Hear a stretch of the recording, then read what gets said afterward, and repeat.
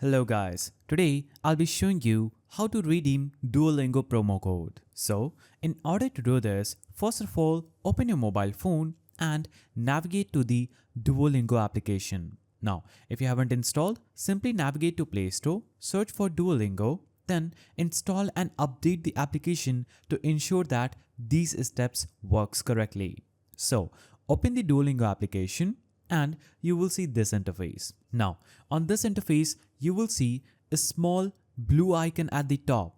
So make sure you are at home, not on other icons. So click on this home icon first, then click on this blue gem icon at the top and it will take you to your shop. Now, after entering your shop, you will see special offers. Simply scroll down, you will see streaks, gems and hearts. Under hearts, you will see promo codes. So this says redeem a promo code. Simply click on this blue redeem icon and it will open up this page. Now, here you'll have to just enter the promo code to earn your reward. It is that simple. Simply enter the gift code and click on apply.